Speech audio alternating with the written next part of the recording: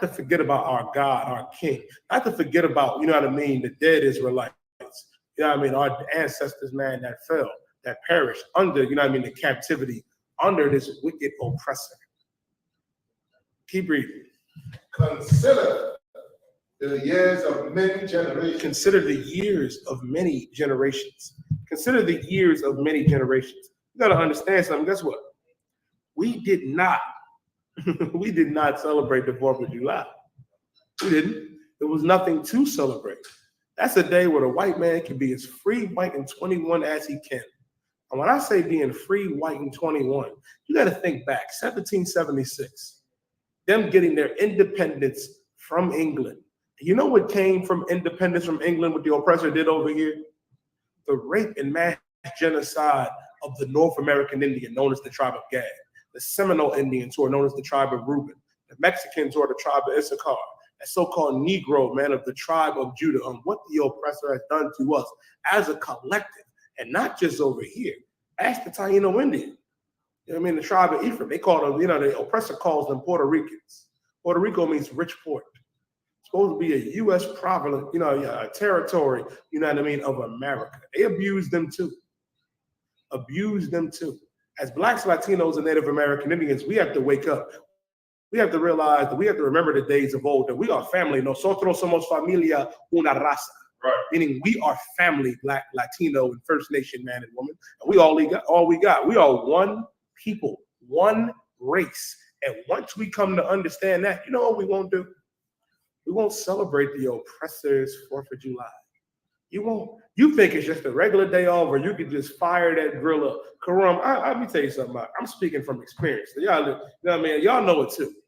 It's been hot as hell these past 2 weeks. It has been hot as hell these past 2 weeks. You mean to tell me you couldn't have fired up the grill any other day? You couldn't have fired up the grill any other day, put some steaks on there, put some beef hot dog, put some turkey legs on there. You know what I mean? You know how Israel get down, Karam. You got to do it because the oppressor told you to? No. Don't bring that grill out on the 4th of July. Don't do that. Don't do that. That is an evil thing to do. We'll get into it, man. The Lord ain't smelling none of that anyway. Our God told us to remember the days of old and consider the years of many generations. Consider the years of many of us that came before us. The prophets ain't celebrating the 4th of July. The disciples ain't celebrated. Christ ain't celebrated. Hell, our ancestors that were around the time of 1776 was not celebrating the 4th of July. We were the victims of the 4th of July. And we're still the victims of the 4th of July today. That's what we got to understand. Keep reading. Ask thy father, and he will show thee. Ask thy father, and he will show thee. Ask thy father. Ask the Israelite School of Universal Practical Knowledge under Commander General Yohanan. Ask Commander General Yohanan. Ask General Muhammad. Ask General Mayak. Ask these generals. Ask these captains. Ask these officers. They'll teach you. We'll show you just how wicked the oppressor truly is and the history behind it. And they not even try to hide it no more, Karam. You just don't want to see it. It's right here, and it's going to get brought out. I pray you understand. Keep reading. Thy elders, and they will tell thee. Ask thy elders, and they will tell thee. That's what we're doing here in the Isupk. Right. Man, General Yohanan been holding this troop down since the 80s. Right. You know what I mean? Since the 80s, Malaki, since he was a young man and held on to this truth and did not give it up while everybody else fell weak. Everybody else compromised. You don't compromise here in the Isupk. There's no compromise here. There's no bending. We don't do that. And we for damn sure are not going to break. Right. We're not. You're not going to catch us celebrating the 4th of July. Right. You're not going to catch any brother or sister in the UPK tomorrow firing up that grill. We ain't doing that. And you shouldn't do it neither, Black, Latino, First Nation man and woman.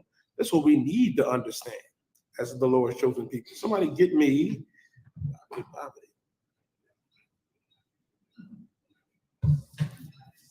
Give me Amos 5:21. Amos 5, verse 21. If y'all got any questions, hold your questions. The general will be down shortly. Amos chapter 5, verse 21. I hate. I what? I hate. The Lord said, I hate. I wonder what the Lord hates. Keep reading. I despise your feast days. What's so heavy about this? The Lord is saying, I hate and I despise your feast days. I despise your 4th of July. I despise your birthday, your Christmas, your Thanksgiving. Our God despises these holidays. And yes, God despises your birthday too. Who the hell do you think you are? Not realizing that celebrating your birthday is a heathen custom.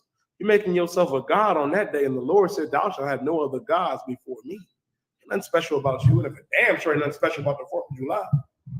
The 4th of July, man, is an evil, evil, wicked time where the oppressor gets to go around and gloat and celebrate on how he conquered God's chosen people. For him to gain independence from another oppressor and then come and enslave the children of Israel. The North American Indians are the children of Israel.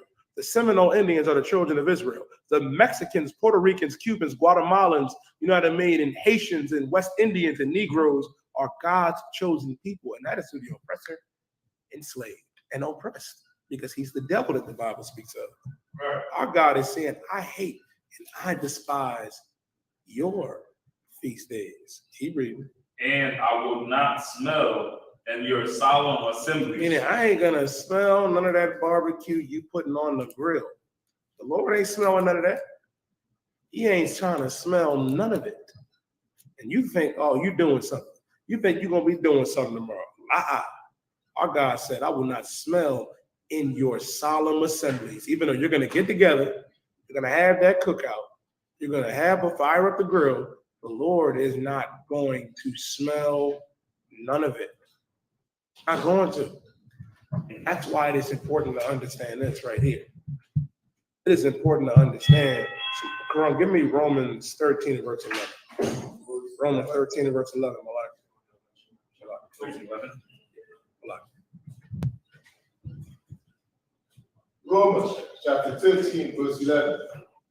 And that knowing the time. And that knowing the time. This is the time right here. A lot of our people, you think you woke. You think you woke right now. Right now, Karam, y'all, a lot of Israelis think that they woke and they are fast asleep. You fast asleep because you was just pro-black a couple weeks ago, Juneteenth, and now you're getting ready to put on that red, white, and blue jumpsuit. Our God said, what? And that knowing the time. That knowing the time. Read. That now it is high time to awake out of sleep. Now it is high time, Shalom warriors, to wake out of sleep. Now it's time to wake up because we fast asleep, you want to find. Fast asleep. You think it's all right to be free white in 21. You think it's all right to celebrate a day, you know what I mean? Right? Oh, come on, couple minutes. That's the thing. You think it's all right to celebrate that day. And it's an evil thing. An evil thing. Read that again. Romans chapter 13, verse 11. And that, knowing the time, that now it is high time to awake out of sleep. It is high time to awake out of sleep. Now is the time to realize that we are fast asleep. And what you don't realize, man, separation is the key. When you realize that you don't have to go out there and buy a grill and buy those meats or go out, and it goes so beyond the 4th of July. Try not celebrating that. Memorial Day, Labor Day, Halloween, Thanksgiving, Christmas, and then invest that money back into one another. I'll tell you something insane, Karam, that I've been following for a few weeks. That, you know, Moab down there in Chinatown in Philadelphia, right? They had a couple of rallies in Chinatown because they don't want the Sixers to expand into Chinatown and build a practice facility. And they're saying you're not going to come and expand in our neighborhoods the way you expanded in other neighborhoods. What other neighborhoods did they do it in? They did it in South Philadelphia where we live. They did it in North Philadelphia with the Temple facility where the Owls play. Well, Moab is like, no, you're not going to come in here and build this. You know what I mean? Where we're at. Imagine if we did that to Moab. Imagine if we did that to the Arabs and to the East Indians and to the oppressor, where we only dealt with each other. We're doing that here in the Isupk and the Commander General Yohana. Now imagine if all of our people got on that one accord to cut the oppressor and to cut these heathens off that way by taking it out of our mind, taking these holidays out of our mind, taking the 4th of July out, taking Halloween and Christmas and Thanksgiving. My God, we could cripple them financially overnight. And all that money going back to where? Our communities, to where it's supposed to go. And it doesn't just have to stop there. Imagine if we did it, on social media. A lot of Israel was upset, and Elon Musk was messing with black content creators, messing with black content creators, trying to make them pay, for Twitter Blue. So two brothers and sisters decided to make their own app. Now imagine if we all did that, where we hopped off of their Facebook, their YouTube, their Twitter. We can do it. We do everything else. Like Malakia, we make everything that we go into great. Everything. Like the scripture says, man, what Christ said, we are the salt of the earth. We truly are. And what makes us the salt of the earth and what makes us a special people above everybody is because our God loved us and chose us. Now we have to reciprocate it back to our God, back to our King, and back to each other. And in doing that, we have to cut these heathens off. They are not worthy of our love. You see what they did. That's why the scripture says in Romans 13:11, it's time to, to rise, to come out of sleep, to wake up. How can you still be asleep to the fact that in 1776, we were picking cotton, getting abused, them coming up in them barns, man, where they would force us, to procreate. And they would go in there and rape sisters and rape brothers too, but called it buck breaking, and taking our babies and selling them and using them as alligator bait. But instead of remembering, that's why I started out with Deuteronomy 32 and verse 7, to remember the days of old, that these are things that they did to our people, and we forget. Our God told us to never forget, to arise and to wake and to come out of sleep. That being said, Aloha Panya.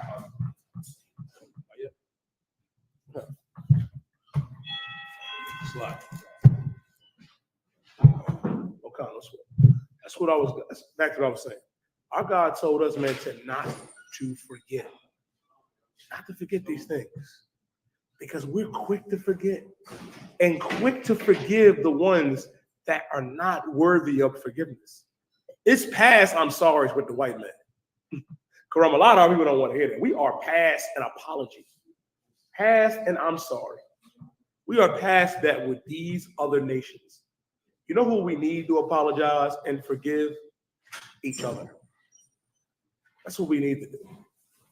We start with that, forgiving each other, forgiving your father, forgiving your mother, forgiving your brother and your sister, and coming back here in the UPK. What could stop us? What could defeat us? Nothing. Nothing. Like, it's shameful that you're getting ready to go and celebrate this wicked holiday, man. Knowing the history of what happened to our people, Shalom, warrior. Knowing what happened in Rosewood. Knowing what happened in Tulsa, Oklahoma. Knowing what happened in 1985 and here in West Philadelphia up upon Osage Avenue. Like, that shit is crazy to me. And all of these evil and wicked things the oppressor does to us. And we still have that nerve to think, that we got to get in to fit in. No, now is the time to get out. And what are we getting out of? The oppressor's world, America. It's time to kiss that goodbye. It's time to build our nation up. Read Romans 13 and verse 11 again, Baba Kishore. Romans chapter 13, verse 11. And that, knowing the time, that now it is high time to awake out of sleep. Now is the time to awake out of sleep. Now is the time to wake up. You can't afford. First of all, it's 2023, correct? How can you still be fast asleep now? Knowing what we know, knowing who we dealing with. Like, I don't know about you. Like, I'll be wondering if they watch the Sun Y'all. I don't know if they be watching. I do. I watch everything. And it's in me. Come. With that being said, Aloha Panya, Barak. Yahweh Ba'Shem Yahushua Barak Dub. Yahweh Ba'Shem Yahushua Barak Thumb. Clap it up, Akim. Let's get it on. We're going to try to lower this a tad, all right? Try to get an eye level, all right? I'm going to take your questions in the room. we'll go into my topic tonight. What's my specific topic tonight? Tonight, I will give the breakdown specifically to members of the IUIC to help them in not getting shot anymore. The IUIC has been shot 7 times by their own confession out of their own mouths. 7 times in recent years, they've been shot at while they do their church street preachings on the street. Tonight, I will give them a class in specific, and hopefully it will aid them in not getting shot at anymore, all right? All you brothers in the UPK, you can learn it as well, so that when you see someone from the IUIC who's constantly being shot at, you also can help them, all right? That's my topic tonight. I think it needs to be lower just a taste, but I could be wrong. You can tell me. That's my topic, but of course I will answer all of your questions. Perfect, all right? You ready to rock? Do I have any questions in the room that I can answer today? Also, bonus topic, the 4th of July. We'll go into that as well, the 4th of July. We also can go back into the Supreme Court striking down affirmative action. I can explain to you what affirmative action is, if you would like me to do that. We also can go into the Supreme Court this week legalizing stores and store owners discriminating. That was legalized today. It's been illegal for about 50 years. Discrimination has been illegal. Today, or about a week ago, the Supreme Court made discrimination legal, just like it was 50 years ago, all right? We're going back to the days of no Negroes. This store, whites-only stores, whites-only water fountains. We're going back there again. And I've been waiting for someone to call Commanding General Yohana and tell him you were right. That never happens out. The UPK says a thing since 1969. That thing comes out to be right. And no one ever says you were right. We've been teaching you about integration, teaching you about this illusion of inclusion, teaching you about this illusion that these stores in your neighborhoods want you to shop in them. We've been teaching you to get that illusion out of your mind since 1969. Now come to find out we were right, but where are you at? I'm waiting for someone to call in and text in and thank Commanding General Yohana tonight. Everyone understands. Also, the topic about the IUIC getting shot 7 times, like I said, I will give the breakdown to help them so that they don't get shot anymore. Commanding General Yohana will have the video evidence of why they get shot. He's going to bring it out tonight on his show. He is going to explain to you the reason that the IUIC has been shot 7 times. And it's irrefutable out of their own mouth. Everyone understands. But before I get into that, I'll take your questions. And also, let me see the Frederick Douglass thing we talked about. Put it up on the screen, all right? In the back. I heard a breakdown on Ecclesiastes 25 and 22. No problem. Ecclesiastes chapter 25, verse 22. A woman, if she maintain her husband, is full of anger, impudence, and much reproach. A woman, if she maintain, let me think about it. Switch this out. A little funny. I think somebody put their oil on that cup. Frankincense and myrrh there. Good to say, not so good to eat. So I appreciate you for the watch warrior. Give my hand. You must think I need that directly in me. Okay. No sweat. Read it one more time. Ecclesiastes 25 and 22. A woman, if she maintain her husband, is full of anger, impudence, and much reproach. A woman, if she maintains her husband, she is full of anger, impudence. Impudence is like of disrespect or dishonor, right? And what else? And reproach, meaning she hates her husband. Now, when the Christians read this, what do the Christians think that maintaining her husband is? Who knows? Go ahead. As far as financially. Yeah, Christians believe that this is talking about giving him money, meaning any woman, I'm fine, warrior, who gives their husband money will hate her husband. That's what they teach in the Christian church out. And they wonder why they breed the kind of women that they breed in that church. They breed selfish, cruel women in the Christian church. Cruel women. This scripture is not talking about money. Also, you might want to talk to some of these prostitutes out here, because there are women that literally will go have sex with men simply to give a man his money, right? And they love to do it all the time, have been doing it since when? Since the Bible, they've been doing it, since biblical days. Some prostitute has been paying a whoremonger money. No, it's not. So a woman doesn't hate you if she has to give you money. If she gives you money, women are nurturers. Women love to provide for a man. They love it. They love to cook you food and to bring you gifts and to give you a beautiful home and a comfortable home. They love it. It's their nature. When I say them, I mean a good woman. Of course, because of the Christian church, you have some very selfish and evil women. But I'm talking about a woman who is, conquered her traumas, who's not full of scars from growing up in a Christian home and being molested by everybody on the choir. But a good woman, her nature is to take care of you. All right, no. Maintaining her husband, I'll show you with Alexa, all right? Alexa, what does the word maintain mean? Listen carefully. The verb maintain is usually defined as to keep in existence or continuance, preserve, retain, or more. To keep in existence. The direct definition for that word in the Bible is keep. That's keep. Like a housekeeper. What does a housekeeper do? A housekeeper maintains the house. You get my point. A zookeeper maintains the animals.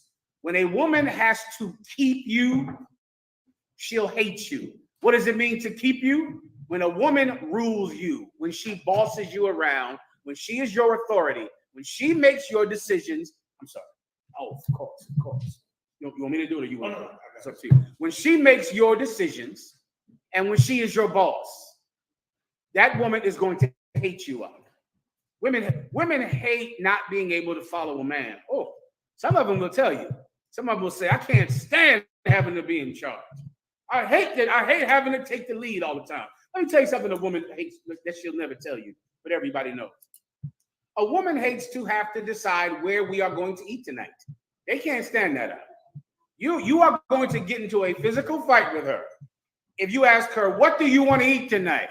I don't know. What do you want to eat tonight? What do you want to eat tonight? Oh, let's have some chicken. I don't want no chicken. Let's have some spaghetti. I don't want. She's going to just say no to every suggestion that comes out of your mouth.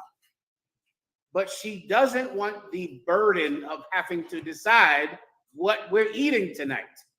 If she's smart, she'll just eat what you tell her to eat. So now you as a man, you have to know, this woman, if I ask her what she wants to eat tonight, that's 3 hours of arguing right now. So instead, listen, we're going to eat pizza. Just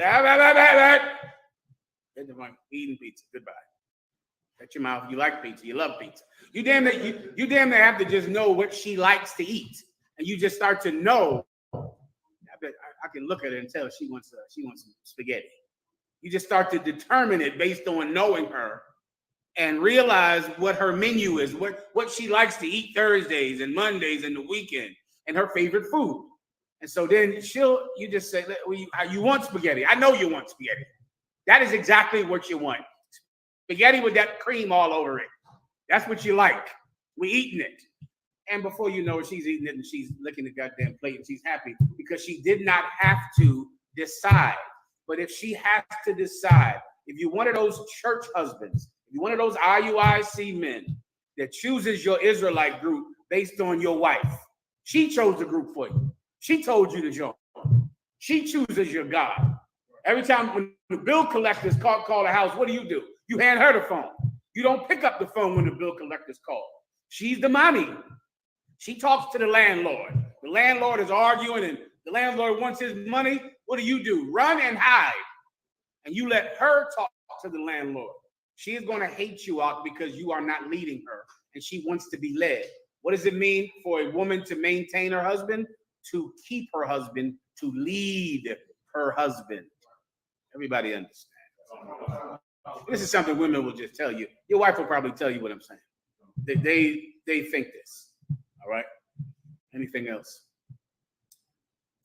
Go ahead. In the back. Also a breakdown on Philippians 4:7. Mm-hmm. where it says, which pass all understanding. Philippians chapter 4, verse 7. And the peace of God, which passeth all understanding, shall keep your hearts and minds through Yahushua. You want that term? Past all understanding, meaning it's the highest of understanding. The peace of God. What does that mean? The peace of God. Who knows? You know what the term peace means. You know, Salaki. You know what the term peace means, correct? Peace, like tranquility, stability, right? The peace of God is. Let me give it to you in essence. I appreciate it, word. I think I might be done with this, but I'll take it first. Can I just hold this for upstairs if you don't mind? All right. The peace of God is this: when a man or a woman obeys the Lord, then the Most High is no longer against you. He no longer curses you. He is not your enemy anymore. And so now when you go to achieve a thing, he is with you and not against you. So many times in your life, you're trying to achieve a good thing, but the Most High God is against you. He won't let you go to college. Ask the people in Harvard University. You know, many of you young people don't know this. For 50 years, right? With all the black people that go to Harvard and the University of Penn and Yale and go there strictly because of affirmative action. If someone would ask them, how did you get in college? Did you get in here because of affirmative action? What would the black person say? Who knows? Huh? Oh, I wish. They would say, no, I got in here because of my own hard work. Black people hated to say that they got into college because of affirmative action. They were offended by it. And for years, they would just lie and say, I didn't get in here because of affirmative action. I got in here because I'm smart. I'll give you the perfect example, welfare. Welfare. Now, no one wants to admit they're on welfare, but everybody wants welfare. Well, since if you say, are you on welfare? Hell no, I'm not on welfare. That's terrible. I'm not on welfare. What do you think is going to happen in a few years? Who wants to blow my mind with the answer?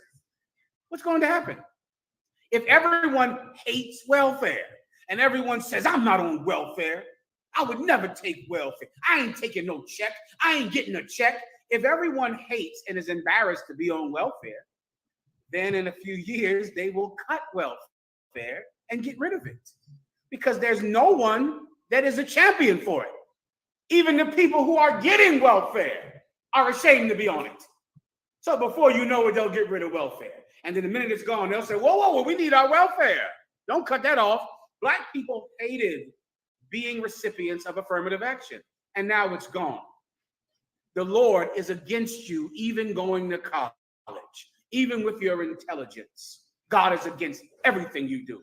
Can I prove it to you? It was real hot in here today, right? Raise your hand if you were in the heat today.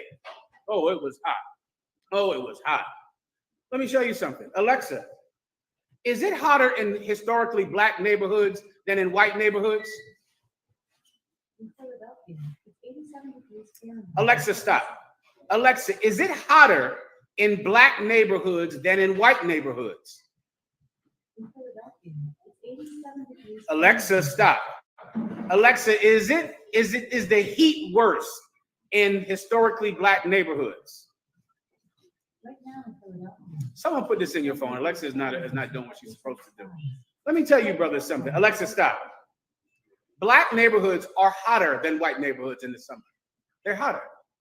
It's a scientific fact. Everyone already knows it. You can Google it. Huntington Park, which is right here in Philadelphia, is 20 degrees hotter than other neighborhoods. 20 degrees. Read nice and loud, brother. From EPA.gov, it says neighborhoods with higher numbers of black residents tended to have more intense heat effects than other areas. Are you joking? Are you telling me that even the sun afflicts us more? How in the hell does the sun know? The sun somehow knows to be hotter on black people. It's a fact. It's not, ISUPK tough talk. It's a fact. If you live in a black neighborhood, in the summer, you are squelching with heat and burning up, and the white neighborhood is 20 degrees cooler. Look up Huntington Park, right here in Philadelphia, 20 degrees hotter. Brother, right here. I've seen the report, same our report said that when they purposely cut the trees down, the trees up there. Brother. Trees down the hood and keep it hot. They wouldn't look that up. I remember as I was 7 or 8 years old, I remember when they came in and cut all the trees down. I remember that day going, well, damn, why are they doing this? Why are they cutting all the trees down? They cut all the trees down, the asphalt, the rubber on the tar on the roofs, and it makes a black neighborhood unlivable in the summertime. Officer in the back. Right here, where we at is about 90 degrees, and Huntington Park is 75 degrees. Where we at right now? Where we at right now is 90. Is 90 degrees. Jesus Christ. That's terrible. And if you look historically, black neighborhoods are hotter. They're always hotter all the time. We're cursed in the summertime. We're cursed. And if you lived on a white block, you would just be more comfortable walking down the block. The climate would be more pleasant walking down the block. Yeah, brother, that's we need the Most High's peace. You understand? We need his peace. What does that mean? Meaning he's not against us, he's with us. He doesn't burn us up in the summertime. He doesn't destroy us with cold in the winter. He doesn't make sure that we lose our job. He doesn't make sure that we get kicked out of school and that we can't shop in restaurants. He's with us. That's the Most High's peace. And that's the greatest thing of all, to be at peace with the Most High God. You understand now, right? Go out and give Syracuse a hand in the house. Syracuse, Rock City. Where else the brother from? Here's Rock City right here. Give him a hand. I see you, Warrior. Buffalo, New York. Give him a hand. Get the brother on camera right here. He's from Rock City, New York. Where's Buffalo at? This is Buffalo. That's Buffalo. I'm sorry. Buffalo, New York. Give him a hand. And Syracuse over here. Give him a hand too. Syracuse. All right. Good to go. All right. Good one. Give this young brother a hand. Where is he from? Syracuse. Give him a hand. All right. The brothers have questions. You can get them on camera, right? Okay. I answered that question, right? We're good to go here. Any other questions online? Once again, my topic tonight, I'm going to help the IUIC not get shot anymore. They've been shot. Not have what? Incidents of violence. Can I say the G word? Okay. Incidents of violence. The IUIC has had 7 incidents of violence in the last few years. My God, man. Can you imagine? There's not many people that have been shot at that have had incidents of violence 7 times. I mean, drug dealers, probably, bank robbers, other sinners. They might go through a similar lifestyle, but you got to be a real criminal to have that much violence in your life. They don't have God's peace. Do you understand? The Most High God is not at peace with the IUIC. Later on, Commanding General Yohana is going to tell you why and give you proof on why God is against the IUIC. Okay, but tonight I'm going to give them the scriptures they need to not get shot anymore, to not have incidents of violence anymore. Everyone understands, all right? All right. But first, I'll answer a few more questions. Any questions in the room? I'll answer them right now. Any questions online? I will answer them right now. Let me get one from online, all right? Brother had a question online. He said, I have a question regarding the patriarch of the 12 tribes. Mhm. If a white man has used different word, abused his way into those 12 tribes, as the patriarch seed would lose the offspring, would they still be considered Hebrew Israelites or still allowed in the ISUPK? No, meaning I believe he's saying if your father is a white man, if your father is a white man under any circumstance, whether it be abuse or consensual, you are not allowed in the UPK. That's it. Lord be with you. Listen, you're not allowed in the UPK, but you are allowed in the Senate. in the Congress. You're allowed in restaurants that will not allow me anymore. I hope you heard about that. You're allowed in Harvard. I'm not allowed in Harvard anymore. I'm not allowed in there. But you are allowed in there. If your father is white, my God, go to Disney World. Have you been there? You need to go there and do that surfing. Have you been surfing? You need to go surfing. Have you been to Waikiki, Honolulu? Honolulu is looking for you. Harvard wants you in there. You see, people go to the Supreme Court to make sure I don't go to a place. They take a case to the Supreme Court strictly to make sure that they don't see me when they go to school, when they go shopping. So yeah, you cannot come into the UPK, but you can go to Harvard. So it's a fair trade-off. Anything else? Any other questions? No. All right. In the room. Where did the name ISUPK come from?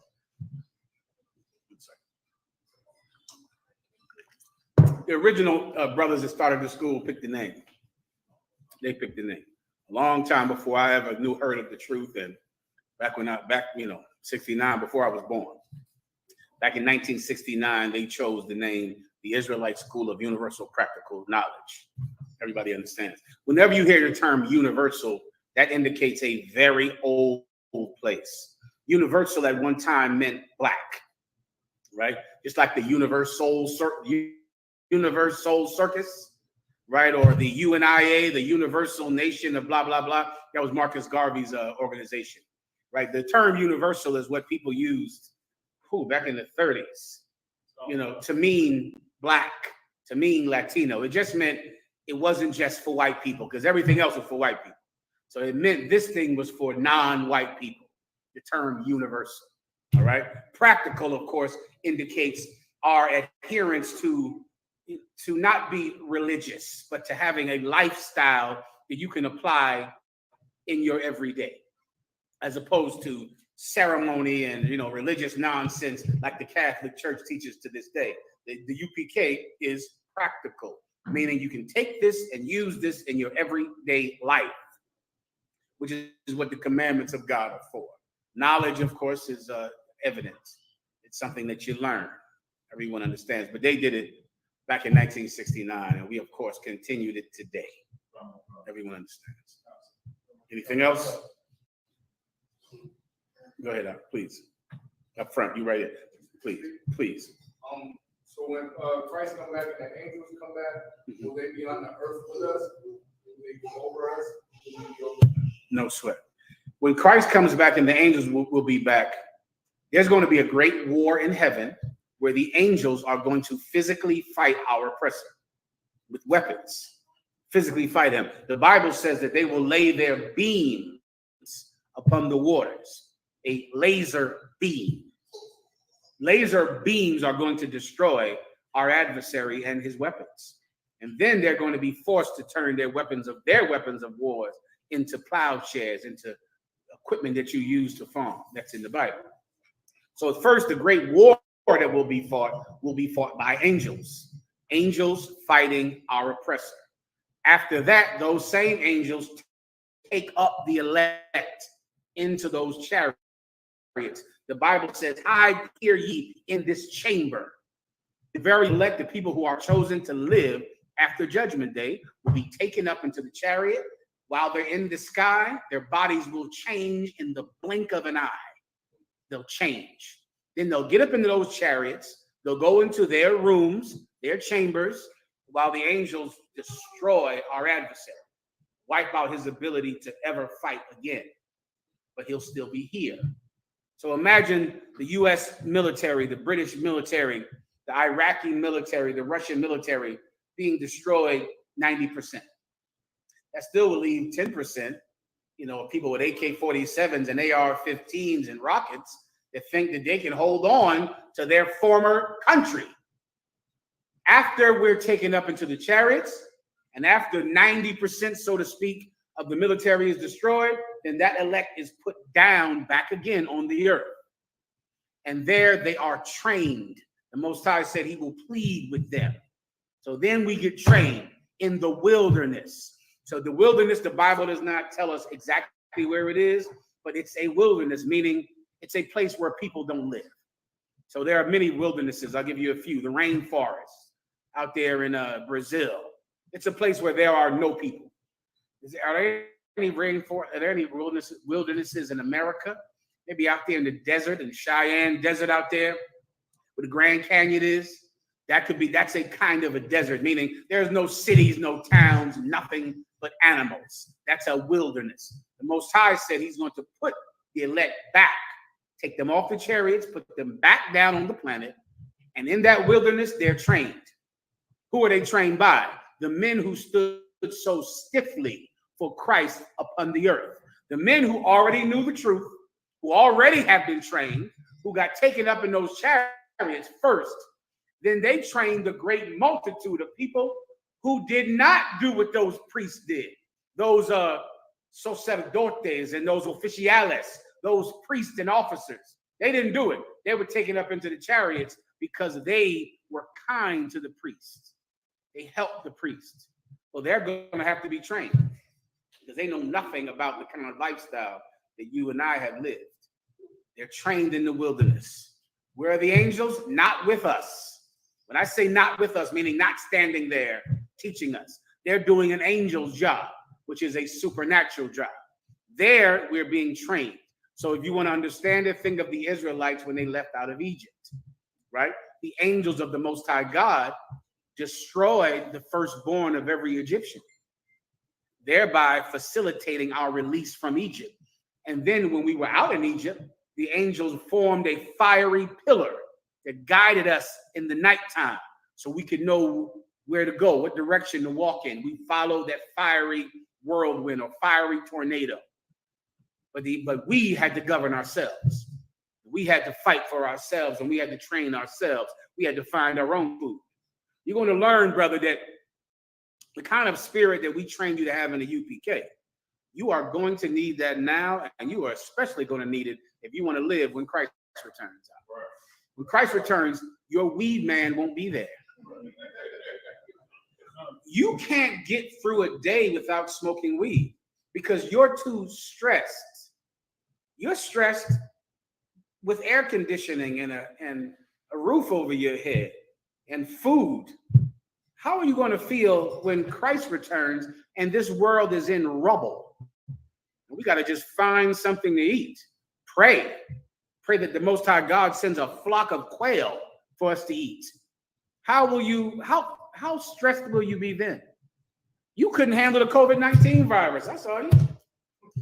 Listen, the white man said wear a mask. He might as well have told you, brothers, to stick your head in the toilet and breathe.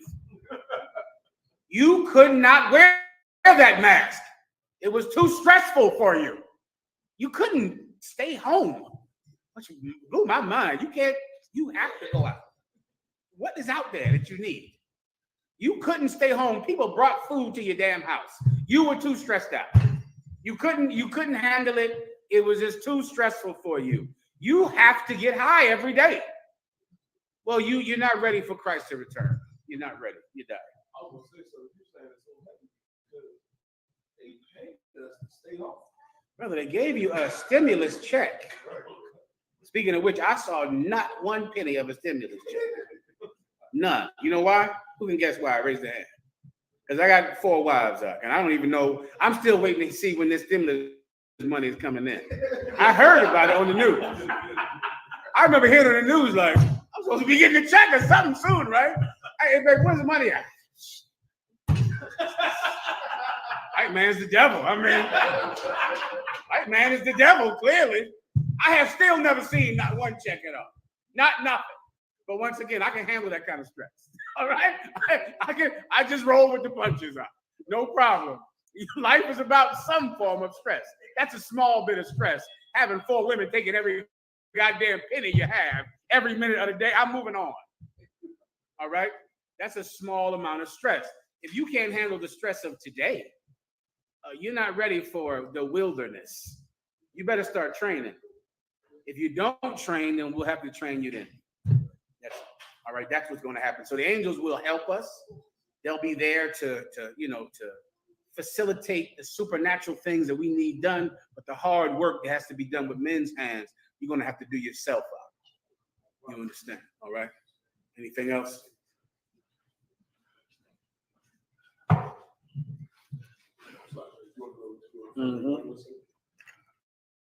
Because today is the 4th of July. Am I right? Tomorrow is the 4th of July. Oh, there was big controversy, 2 days ago? Because the Supreme Court outlawed affirmative action. Does everyone in here know what affirmative action is? I'll explain. Affirmative action only applies to the most top universities in America, right? Harvard, Yale, the University of North Carolina. Affirmative action was already outlawed by 13 states already, right? And so it was obvious that the entire federal government was going to outlaw it. I'll explain what it is. When you get admitted into a college, right?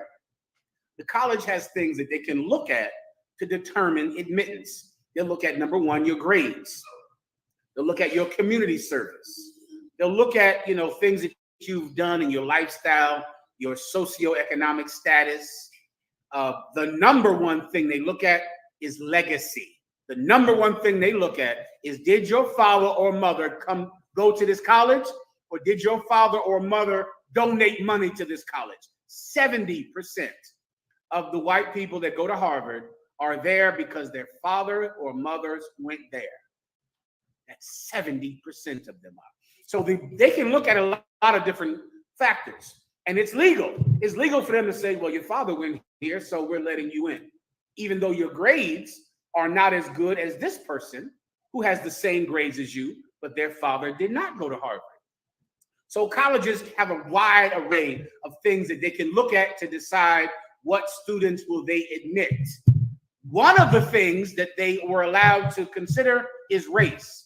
They were allowed to consider that because Lyndon Johnson, I think in 1965, passed a law saying that if a person was Black or Latino, you could let that be a factor in admitting them into private universities. So since then, colleges, the richest colleges have said, okay, they both we got a white man and a Black man. They both have the same grades. They both make the same money, but this one is Black. So that can be a factor that will let us say we'll let him in.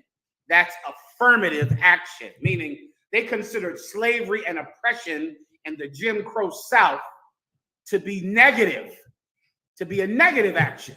So they decided to kind of balance it out with a good action, an affirmative action.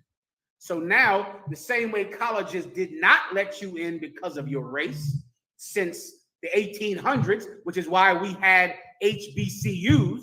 So many people think you had Black colleges because Black people just love to go to Black college. You had Black colleges because you were not allowed to go to white colleges.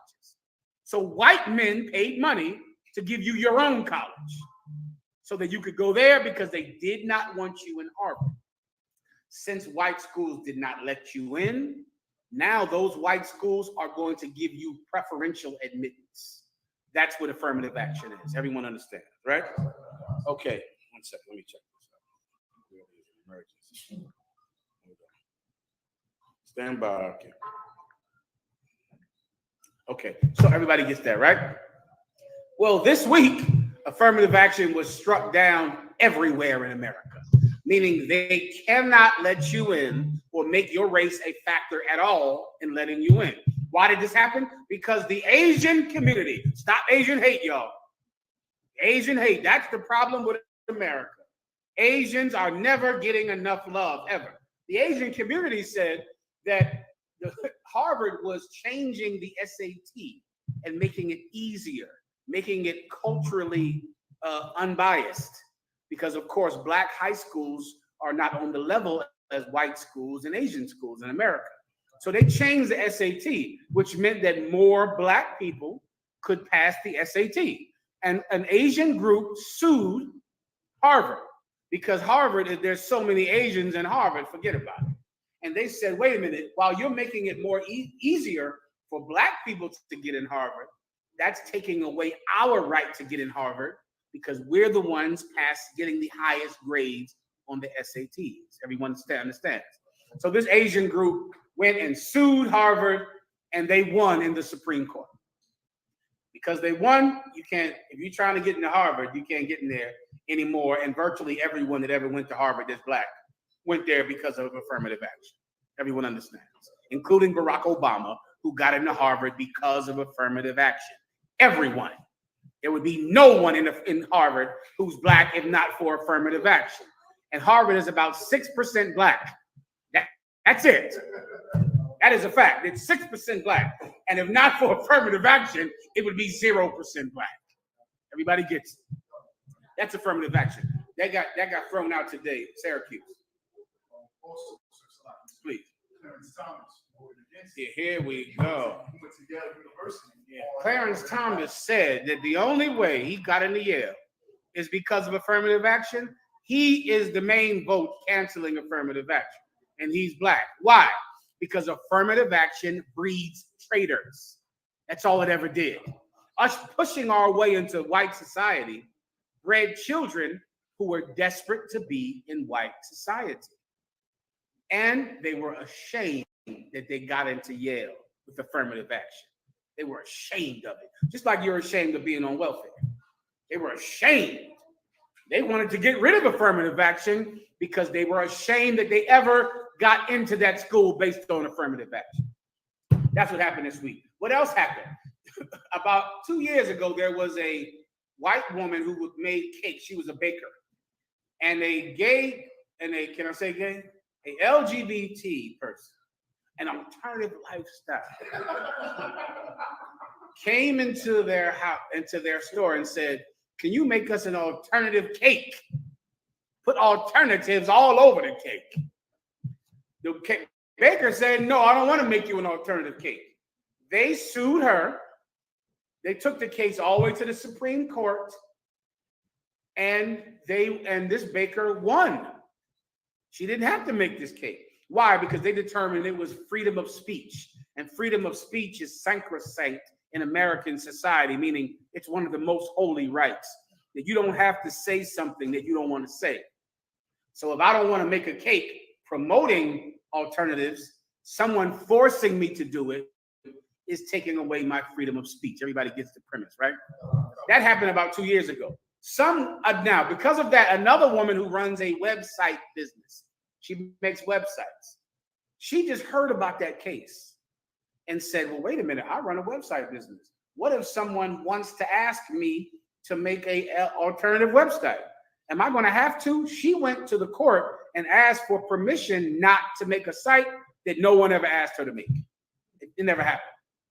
Just so you know, the only way that any case gets in front of the Supreme Court is if some group has millions of dollars to get it there. So all of these cases are being funded by Republicans or Democrats who will put millions of dollars into this to act like this is one woman making a website when really it's the Republican Party funding her and pushing this case through the court. She went to the court. She didn't even have a case, but she just went to the court. And that's the case that they judged on. They told her she didn't have to make a website for alternative people, even though no one ever asked her to. No alternative person ever even asked her to make a website. Why? Because all of these cases are test cases. You should look that up when you go home. A Supreme Court test case. This is how women got the right to vote. This is how women got rights that men used to have. The Supreme Court takes a case, and based on that verdict, other verdicts stand. It's called precedence. And if for instance, women have the right to vote now, women have right in the workplace. That happened because, what's the woman's name who was the woman in the Supreme Court? The little woman with glasses. Ginsburg. Ginsburg was a lawyer, and she went and fought for a white man's right to stay at home and be a stay-at-home dad. She fought for his right. It was a man. And the court affirmed that this man can stay home and take care of kids just like a woman. She did that as a test case, because then what did that mean? A woman was able to go to work and not take care of her kids because she fought for that man's right to stay home and take care of his kids, which led to the women's rights movement of America, Because if you're going to give a man the rights to stay home and take care of kids, then you have to give a woman the right to go to work and not take care of her kids. And she was brilliant. And because of her, you have women's rights in America. And no population has profited more from the civil rights movement than white women because of test cases. So now this week, gay people, alternative lifestyle people, lost these 2 cases. These cases are test cases for Blacks and Hispanics. That's what these cases are about. That's how the court works. Someone pushes through something that will mean when I go to push through the next thing, you have to say yes. What's the next thing? They are going to get rid of the right. They're going to stop it for it to be illegal for a store owner to bar you from a restaurant because of your color of your skin or your race. Why? Because it's against freedom of speech. It's against their right to express themselves. They believe that God doesn't believe that Black people should eat in their restaurant. The races should be separate. And because of that, they're going to be able to keep you out of Walmart, to keep you out of restaurants. All they have to say is, it's my freedom of speech. I don't believe in it. And my religious belief means that Black people should not be mixing with white people. These 2 cases mean that it's going to work. It is going to happen. It's impossible for it not to work. All they're waiting for is the case to come up.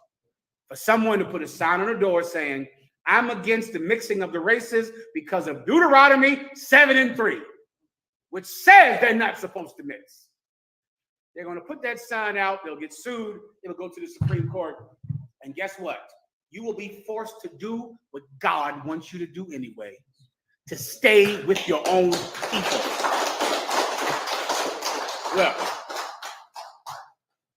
with all of the fighting that you did, with these court cases happening, then the 4th of July came today. And you still barbecued. You still did it. You still had to have ribs and hamburgers. You still did it. And I would love to talk to some Black person who was upset about the Supreme Court's verdict and still celebrated the 4th of July. If you brothers, you go out on the street, you talk to them. Ask people, were you upset about the Supreme Court's verdict? Yes, I was. Was it racist? Yes. Is it another case in the long line of racist cases and racist treatment by Black people? Yes. Did you celebrate the 4th of July? Baby will say what? Babbity? They'll say yes. And then you go, well, if you were so angry about these cases, why did you still celebrate the 4th of July? Take that on the street with you this week, all right? Ask people that question. Also ask them this one. I'll give you this one as a bonus. Do you believe in a woman's right to choose? Yes. Do you believe that baby, that if the woman doesn't want to have a baby, she should not have to have a baby because the baby is hers? Yes. No problem. Do you believe that in a man's right not to pay child support? How about it? Whoa. Swabbity swab. Wait, no, he should take care of his kids. But if doesn't he have the right to choose not to take care of his kids? Isn't it his money? Do that. Take that out on the street this week, all right? Help yourself out and make good videos with that. If you still celebrated the 4th of July, then people can just however they feel like treating you. It really doesn't matter. You don't believe me? Let me show you one of your racial Black icons, Frederick Douglass. Give me this right here. This, I can't even see this. This is Frederick Douglass did a speech about the 4th of July. He did this in the 1800s. In the 1800s, they asked Frederick Douglass, will you celebrate the 4th of July? He wrote a speech about why should a Black person celebrate the 4th of July. You don't have any wrong? You having problems? But I have it on my phone, so I can read it. They can see it online. Go ahead. Play. I mean, read it, please. Colonel McCon, sir. Colonel McCon. The meaning of the 4th of July for the Negro. During the 1850s, Frederick Douglass typically spent about 6 months. I read that already. I explained that to you already. Just skip me down to the actual thing he said, the poem or the speech. Colonel McCon. What to the American slave is your 4th of July? I answer a day that reveals to him more than all other days in the year the gross injustice and cruelty to which the constant victim. He said this during the time of slavery. He said, what other day best shows him that he is being treated terribly in America? The 4th of July is the day that reveals the most about how cruel he's being treated, because it's white people celebrating liberty and freedom while they oppress someone else. No other holiday crystallizes the difference between blacks and Latinos and white people other than the 4th of July. It's white people celebrating breaking off the yoke of oppression from the British Empire. The French sent the Statue of Liberty to America. It said, give me your poor, your huddled masses, your souls seeking to be free. Bring your teeming masses to my shores, and I will comfort them. And then on the bottom of the Statue of Liberty, there's a broken chain on her foot because she's been broken out of bondage from the British. At the same time, they don't want you to eat in a restaurant. They don't want you to go to school. Read it again. Colin. What to the American slave is your 4th of July? I answer a day that reveals to him more than all other days in the year the gross injustice and cruelty to which he is the constant victim. Keep reading. Colin. To him, your celebration is a sham. Your boasted liberty. That's what he said. He said to the slave, your celebration of the 4th of July is a sham. It's a boasted liberty. You're boasting how free you are, shoving it in our face how free you are, shoving it in our face every year. If you're black and you ate a hot dog today, you lit fireworks, you did that? Maybe it worked. Maybe you can celebrate another man's freedom because you have no desire to be free yourself. Maybe you're able to do that. Frederick Douglass, he wasn't. He's your hero, right? He wasn't able to do that. Continue. Colin, sir. An unholy license, your national greatness, swelling vanity. Swelling vanity. That's what he called the 4th of July. Frederick Douglass, who was free. He was free. He wasn't a slave. But he remembered that his brothers were. And here you are today. You're not a slave. And you don't care that your brothers were. He did. And he said it was swelling vanity. Continue. Colin. Your sounds of rejoicing are empty. All of the fireworks and the screaming and the celebration. He said the sound of your rejoicing is empty. That's what he said. It's empty. Continue. And heartless. And what? Heartless. And what? Heartless. Celebrating the 4th of July is heartless. It's cruel. Because you know what happened this week with the affirmative action and with a white store owner's right to discriminate. You know what happened. You know what that means. Let me tell you something about America, brother. Listen to this very closely. America is the greatest country on earth, and people come from all over the world to live in America. Millions of Irish people came here in the early 1920s, 1910. Millions of people from Italy came here in 1929. Right now, people are coming here from everywhere on the planet. The only reason that America accepts immigrants is because of the rights that black people fought for in America. That is it. If you think America is great, if you think America is the home of opportunity, black people fought and died for that opportunity. America would not be a great place if black people didn't fight. Because we fought, the Chinese get to come here and open up restaurants. The Vietnamese, the Arabs, the Iranians, the Ukrainians, the Africans, the Italians, the Irish. Everyone had the right to come here because of our court cases, because we fought for liberty to be available in America for someone who was not white. So now everyone else gets to get on ships and come and see the Statue of Liberty and celebrate the 4th of July. Everyone else. But America would be like Russia if not for black people. This would be Russia. It'd be a cold, inhospitable place to strangers. But because we're here, and people like Frederick Douglass and Marcus Garvey and civil rights leaders fought and fought and fought and went to court and fought, now they can accept all the Ukrainians. Now all the people from China can say, you have to give us a business because you can't, what in America? Discriminate. You can't discriminate. We fought for that, and we didn't benefit from it. We got nothing from all of the fighting and marching that we did, but white women did. The Ukrainians did. The Chinese, the Japanese. Let me crush a myth in your brain. All of the Chinese are not smart. Get rid of that in your stupid head. Who do you think is eating dog over there? Geniuses? In your mind, you think that a Chinese person is smart. Well, who is in the rice fields in China? Barefoot and dirty. Who's eating dog in the Wuhan province? Eating dog in back? Computer science majors? No.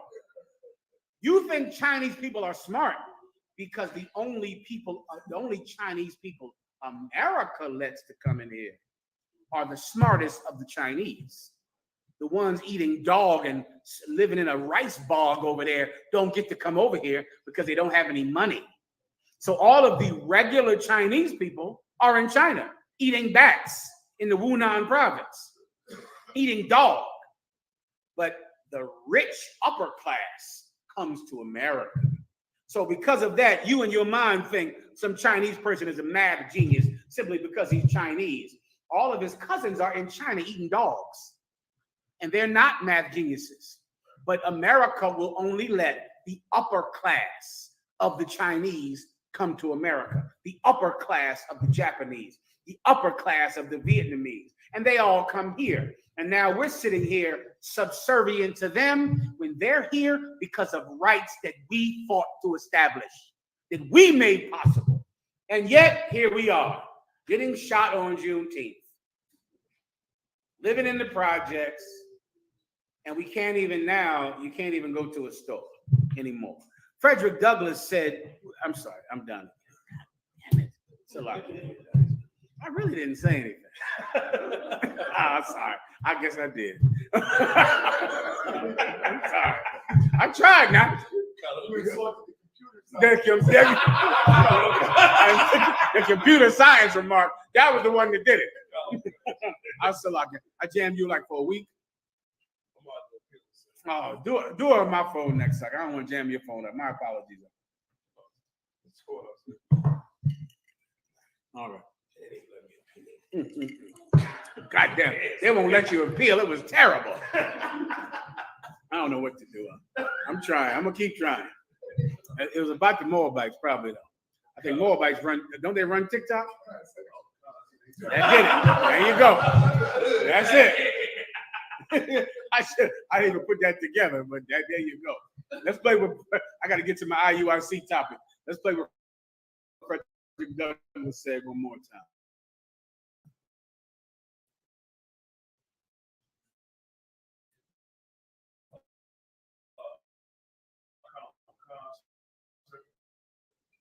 From the top. No, it's like King George over there in England. They denounce tyrants, but it's brass-fronted ignorance because they are our tyrants. They're our slave masters. But they denounce the slave masters in Great Britain, and they thought of themselves as slaves. Rich white people in America, they said, give me liberty or give me death. They thought that the British had bondage on them. They thought they were slaves. They felt like slaves because they had to pay taxes. Meanwhile, they were beating your back. Continue.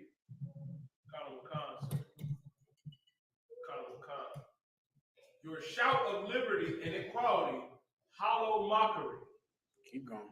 Your prayers and hymns, your sermons and thanksgivings, with all your religious parade and solemnity.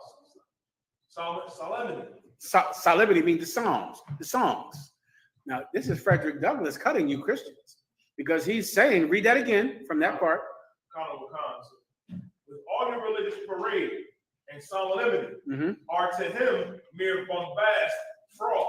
He thought that all of the religious people who were acting like they love God and God bless America and God shine on our achievements. Meanwhile, you have people in slavery. He thought it was bombast, meaning just boast, just an arrogant boast, because you're praising God and in church. Now, you go to church, black people. You are in church praising God and blessing America while you are the people of Frederick Douglass. He didn't do that. That's not what he thought. He didn't think like that. And you praise him, but why don't you think like him? Continue. Deception, impiety, and hypocrisy. Deception, impiety, and hypocrisy. That's what he said about the 4th of July. Now, what did you do today? How many fireworks did you set off? Hey, text in if you celebrated the 4th of July. It's anonymous. It's in the chat. No one will know it's you. Just text into the chat and say if you went out, you did it for the kids, I'm sure. It's no big deal. It was for the kids. Come on. Oh, damn. It's tomorrow. So text in if you already soaking chicken wings tonight. If you got a tub of chicken wings somewhere soaking. If you got a pork ribs somewhere sitting in a Lowry seasoning salt, waiting for tomorrow, just text in. Text in, all right? And let's just discuss how you could do a thing so evil, so cruel. That takes me right into the IUIC. What time is it? Let's go into the IUIC. Copy that right now. All right. If you don't mind. I spoke about that. Anyone who celebrates the 4th of July is cruel. That's cruel love. You're sacrificing the suffering of others for your own pleasure. That's what you're doing. Frederick Douglass didn't do that. He was in Washington, D.C. He was meeting with Abraham Lincoln. He was meeting with the president. He had no reason to care about what black people were doing in the South.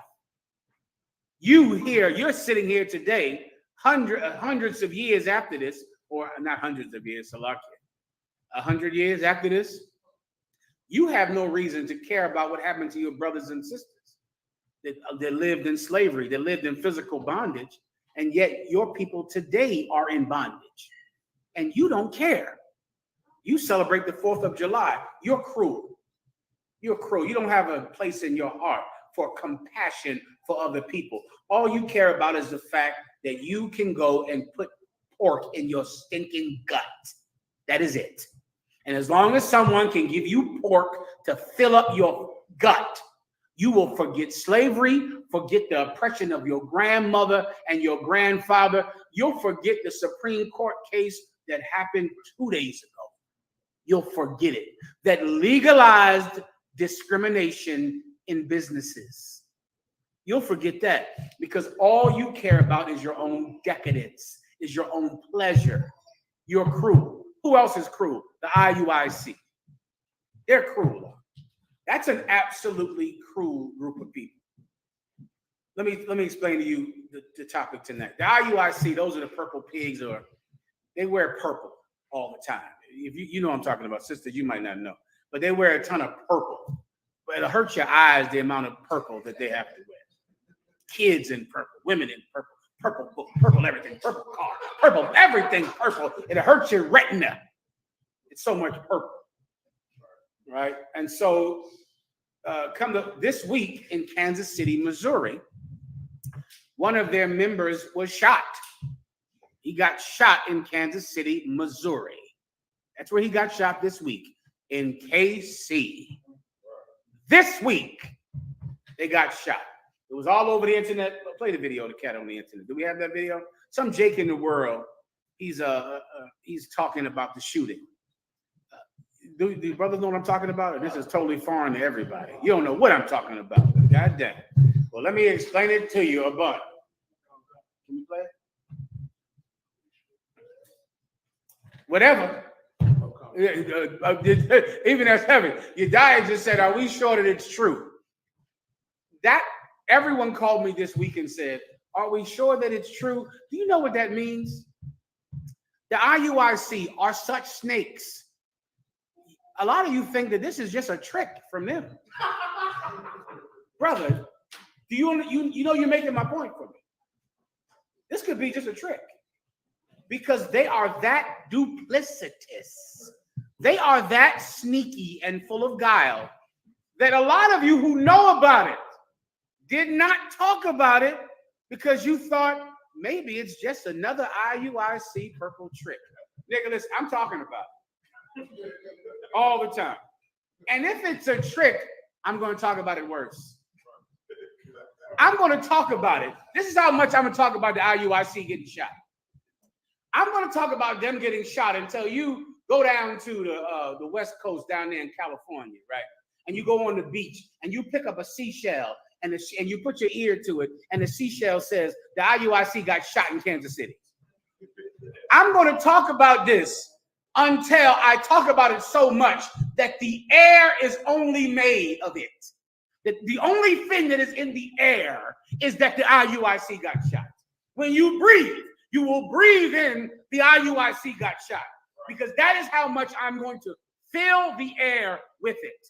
And in the end, if this was some trick by the IUIC, it proves my point.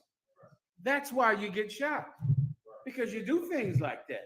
Because who in the hell would fake getting shot? Who does that? And brother, listen, like 5 people said, are we sure this is not a trick? Damn, that's them. That's your men of God. Your men of God are as a group that when they get shot, everybody says, maybe it's a trick.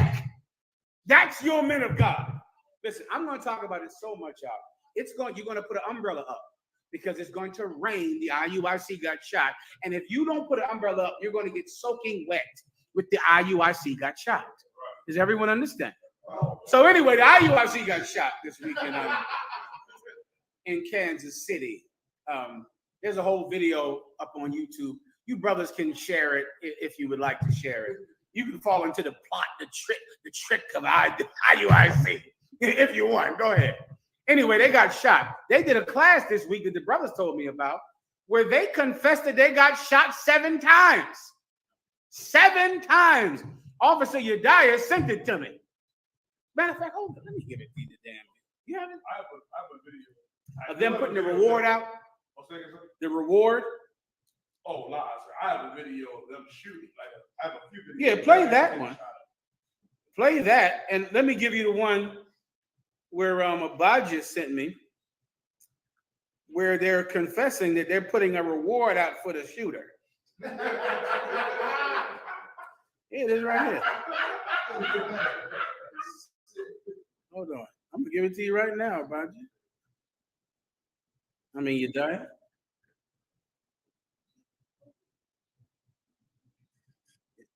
Yehowdah, that's you? You got it right now. So anyway, so now this look at this, play this right here. God damn! 3. The ox knoweth his owner. The ox. 3. The ox knoweth his owner. The ox is an animal. He knows his owner. 3. That happened a year ago. There was another one 2 weeks ago. They went on a class and said, this is the 7th one that they've had. 7. That's how much they're getting shot. They walk outside, they duck. I'm going to help the IUIC tonight, all right? Let me try to explain. I'll play one more so I can get this thing. The one I just sent you. Play that one about the thing, and then I'll get into my breakdown. Right? I'll give you the precept. He knows his owner.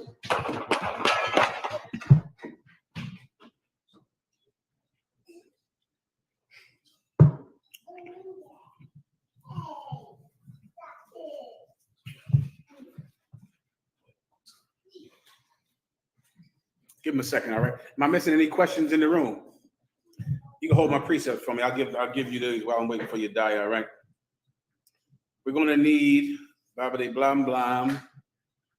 We're going to need Ecclesiasticus 4 and 7. Hold that. And then we're also going to need Deuteronomy 32 and 35. Hebrews 10 and 30. Romans 12 and 19.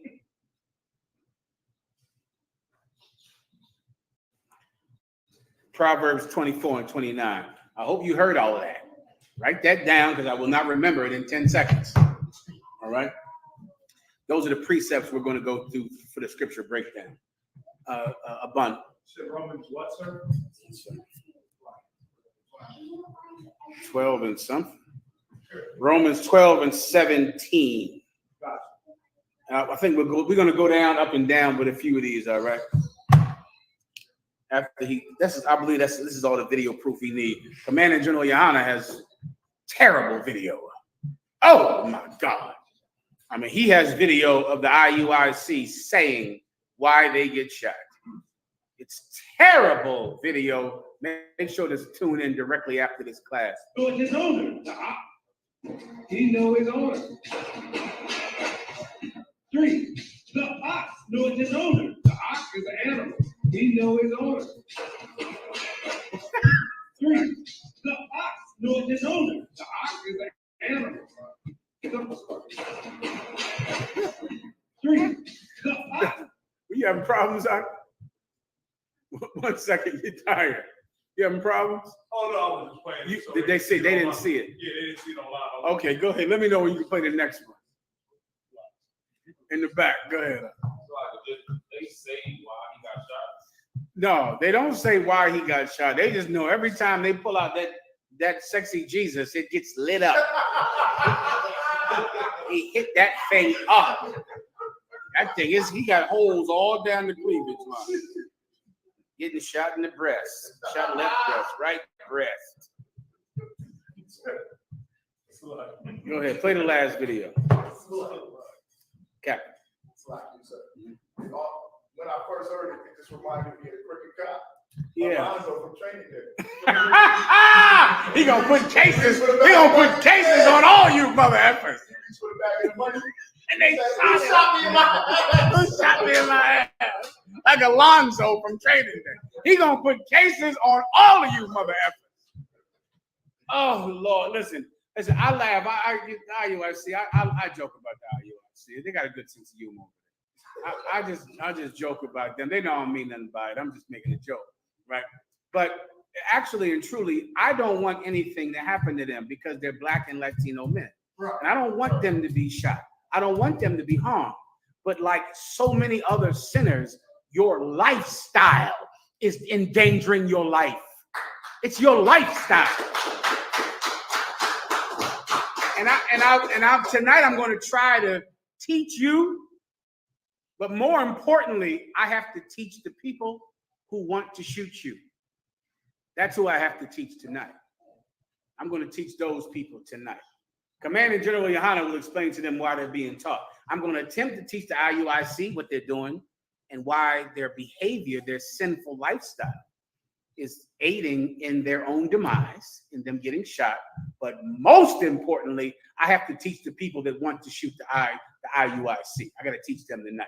I need to hurry up, brother. We have a terrible technical time. That video I sent you, can you just put that up on the screen if you can? Go ahead, please. I didn't give it to you just now on Messenger. I sent it to you on Messenger. Come on, in the back. So, if you could briefly summarize the specific incident in Kansas City, Missouri, I find it highly ironic. Yeah, I found it highly ironic too.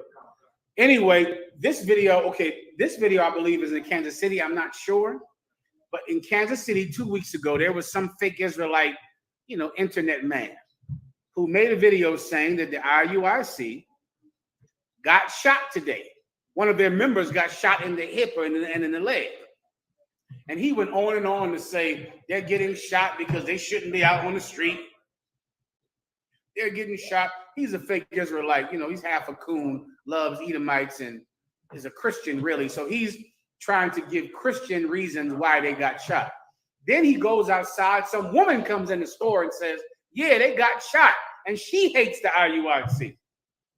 Then the camera goes outside and you can see the police cars and you can see that purple burning your eyes in the midnight. And then, of course, brothers in the school, who heard about this before I said it? Raise your hand. Brothers didn't even hear about it. I'll tell you why. Because the UPK brothers weren't even sure if it was a plot from the IUIC. So they didn't even say anything about it. Because the IUIC is so sneaky that they might just fake a shooting. Just so they can say later, that didn't even happen. I could care less about any of that. I don't even give a damn about any of that. Well, anyway, yesterday, the IUIC made a video asking for information to lead to the arrest of the shooter. You died. No go, yo. I sent it to you on Messenger. Solid. And this is the video we'll play, and then I'll give you the breakdown, all right?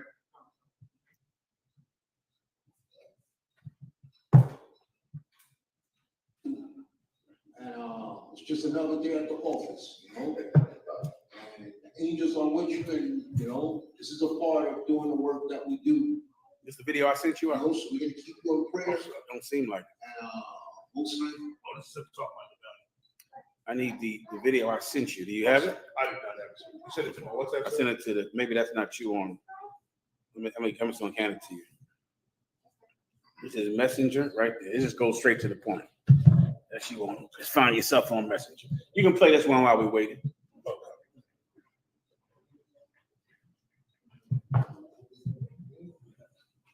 Yep. Now, so Go ahead. Play this one while we're waiting and then get that one up. Or unless you can do it, the one I sent you now. well, I'll do it now, sir. Go ahead. All right, sir. Any questions online? If not, I'll wait.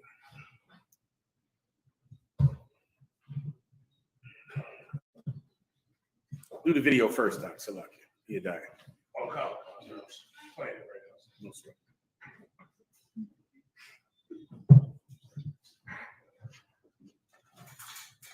See, this one, sir, so No, forget it. Take too long. You can watch this. Post these videos. That's him talking to one of the cats who was at the shooting. It's nothing. Another day at the office. They get shot all the time. You know, it's just part of being in the IUIC, getting shot. Wearing purple and getting shot. All right. So he's talking to him, and then I'll play the video that I sent you where they speak about the reward. All right.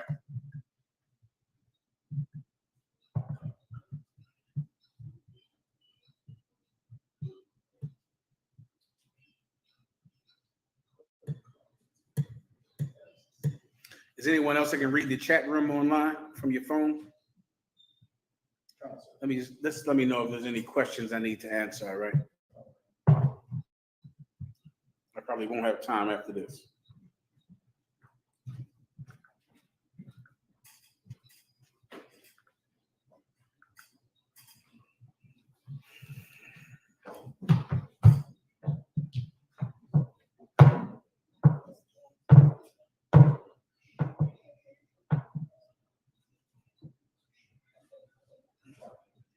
Some of the comments did mention that it's true. I saw it on the Hey, I news see here it from again. Kansas City. So in the chat. There you go. Go ahead, play it, please. people like to talk, Negroes like to talk, niggas is gossiping. You have to make a quick 10 G's. You know what? You know what? Because I would add an extra $1,000 of my money. This show right here will add an extra 1,000 and bring it to 11. That's a deacon or bishop or something, Isupk. I've learned his name. He hates this cat in the IUIC named Kanai. And he hates Kanai. His name is Isupk, and you go do the research, he can't stand Kanai. They're in the same group together. And they clearly hate each other. And there's a whole story about how they came against each other and argued with each other online. That's Isupk. He hates Kanai. This is him offering $11,000 $10,000, he's going to add one more $1,000 of his own money to find the shooter. Keep playing. Okay, that's how much we love our brother. You're not gonna take our lives for garbage. Okay, so it says 10, but I will put an extra 1,000 of my own money for anybody who knows, who heard something that could bring forth the arrest and conviction of these cowards. So it's not 10, I'll put $1,000 of my own money in, just so that these cowards could be brought to justice. That's the phone number. If anybody is in the area seeing this, please spread it so that it could be known. That's terrible. Listen, we Don't ask me. go ahead, please, keep playing. Okay. Come on, I got Times for the phone number. We're gonna leave it up there. It's a $10,000 reward for anyone that can give us information to an arrest and conviction of these cowards. And I will put $1,000 of my own money, bringing it to 11. Any more? Okay, you're not just gonna I'm fine, boy. Is it more? Just keep playing. Let me see if it's more. I don't know what's on do the whatever you want to our brothers, and we just sit back and let it happen. Oh, ASAP. Listen, I kid ASAP. That's enough.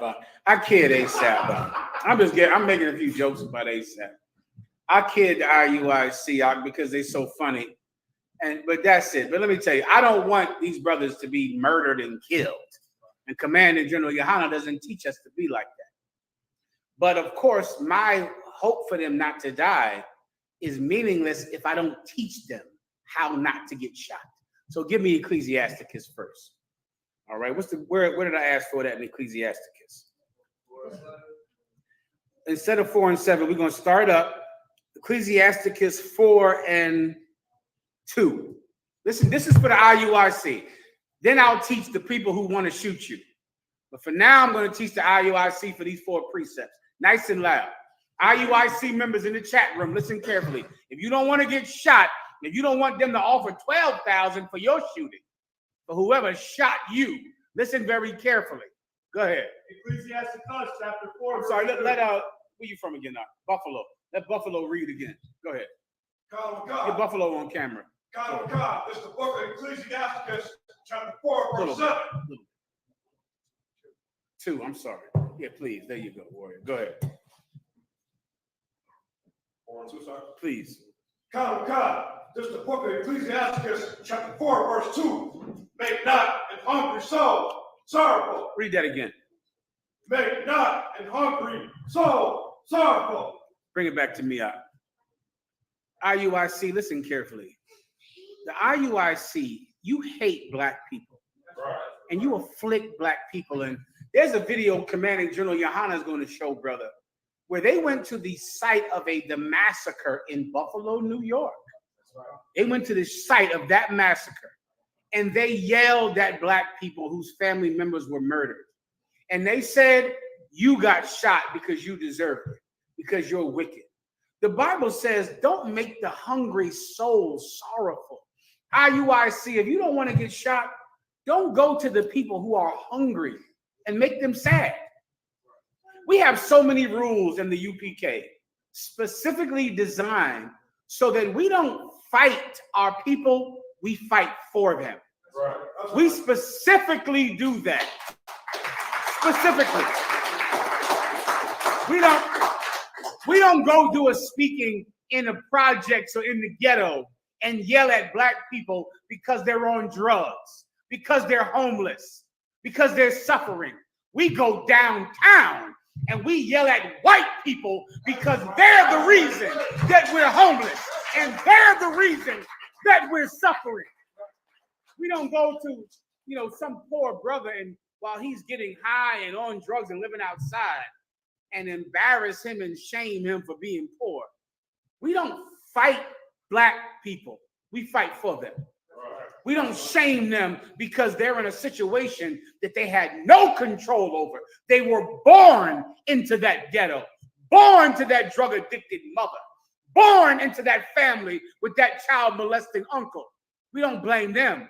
We blame the oppressor that put them in that condition. And because of that, the Southern Poverty Laws magazine calls us a hate group.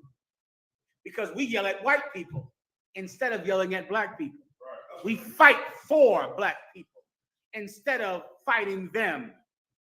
Why? Because God said, don't make the hungry soul sad. He's already hungry. He's already beaten down.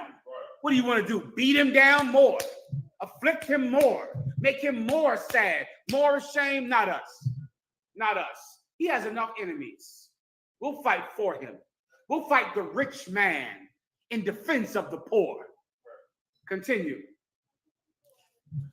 N.W.O, verse 2, make not an hungry soul sorrowful, neither provoke a man in his distress. Don't provoke a man in his distress. If people are suffering and dying, don't make them angry on purpose. So you can say, you niggas are getting shot because of your wickedness. Captain from Syracuse, what did the IUIC say in Buffalo about the shooting? Now, there was a massacre where 9 people got murdered by a white man in Buffalo. Give me the direct quote to your memory of what the IUIC said. Say it. The reason the shooting happened, the reason why the people got shot is because you are senators. That's what they said. And Commanding General Yohana has the video. They said the reason this white man killed 9 people is because you're sinners. Read that again, Buffalo. N.W.O, this is the book of Ecclesiastes, chapter 4, verse 2. Make not an hungry soul sorrowful, neither provoke a man in his distress. When a man is in distress, why are you yelling at him? His family has been shot. You don't feel anything for people when their family members have been shot. Maybe no one will feel anything for you. Right. You have to care. You have to care. You have to care about their poverty. You have to care about their suffering. You have to care about them. Or else why do this job? What are you doing it for? The money? For the 10,000?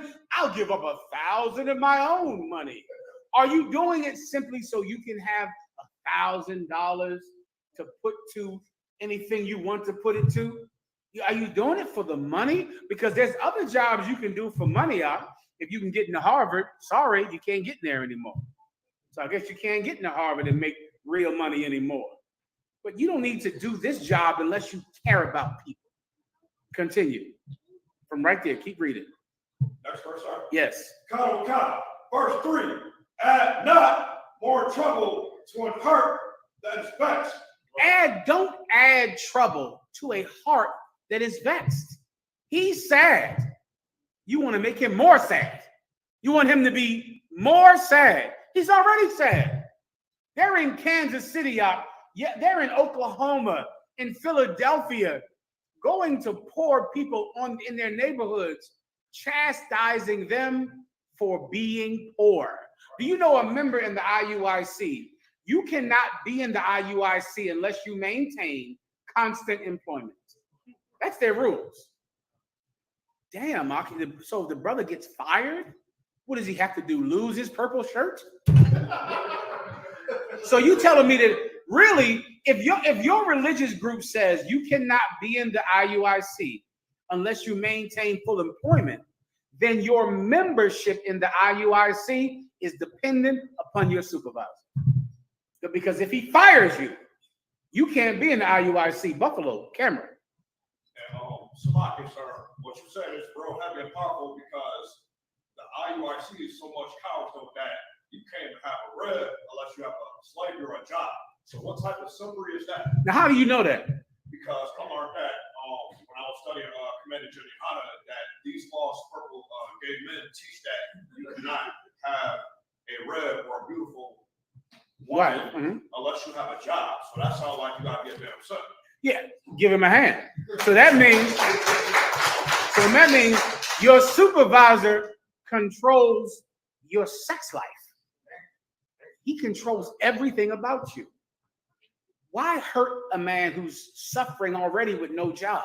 suffering already because he's a drug addict, suffering already because he's homeless, suffering already because he's committing crimes to eat. Damn, he doesn't need you to beat him. He's being beaten every day. Keep reading. God. Verse 3.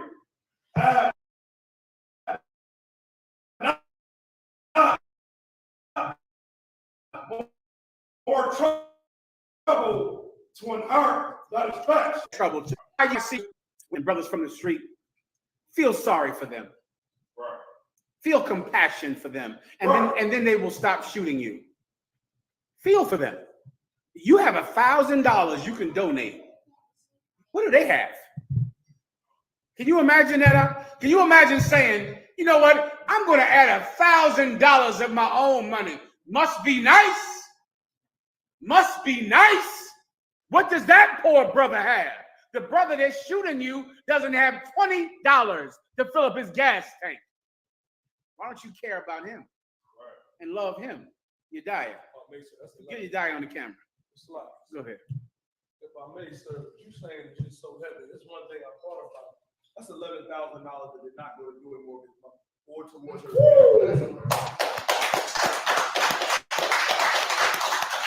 Well, did I tell you this? Hold up. How could I forget this? I'm just joking about the IUIC. I make a lot of fun of them because they're so funny. Do you know the IUIC said this week that we killed Joy Morgan? Did y'all know what I'm talking about? Who heard what I just said just now? You know about it already, don't you? I'm going to send you a text message from Captain Natazar right here. Yediah Yahawadah, correct? I just sent you some. The IUIC, some woman said, what about Joy Morgan? They said, the ISUPK killed Joy Morgan. That's what they said this week. I sent it to Yediah just now. That's how evil these people are. There was a member of their group this sister called Joy Morgan in the UPK. Shout out to Captain Parashah and his warriors in the UPK and over there in the UK in the UPK. And she was murdered by an African in the IUIC. They're giving $11,000 to someone that can tell them who can prosecute their shooter of this week. Joy Morgan's family didn't get anything, nothing, a bun. Well, I was just going to say they were in the UK. I'm sorry, they were in the UK. That's what I meant to say. Keep reading, brother. Keep reading. Camera, come on. Oh, God. And defer not to give to him that is in need. So you want to start? Well, read it one more time. God, and defer not to give to him that is in need. And defer not to give to him that is in need. The IUIC doesn't believe in food programs. You got to make it on your own. That's a quote. You might want to start feeding people. You might want to start helping them. You might want to foster some sense of care in your purple men so that instead of hating poor people who are Black, they could feel the responsibility to care for them. Right. That might stop people from shooting you. Keep reading. God, verse 4, reject not the supplication of the afflicted. Don't reject the supplication. What is supplication? Begging. Commanding General Yohana will show videos of them begging them in Buffalo to be nice to them. Their family members just died. Please stop talking to us like this. Please. They were saying it on the video. You know, the IUIC said, we're going to keep talking to you like this. Well, people might shoot you over that. They might want to shoot you over something like that because they love their family members. They love them and they're poor and they don't have $1,000 to donate to causes. Continue. Yediah. You need someone else. Someone get this camera for Yediah so you can keep working up front right here, Syracuse. Go ahead. God, neither turn away thy face from a poor man. Don't turn your face away from a poor man. Don't not see his poverty. This ethic that I'm teaching you, this is from Commanding General Yohana. When I was in the world, I didn't care about anyone but myself. I cared about nothing but myself. I didn't care whose wife I slept with. I didn't care what brother I harmed. It meant nothing to me at all. But when I began to follow Commanding General Yohana, he taught me empathy, sympathy, kindness.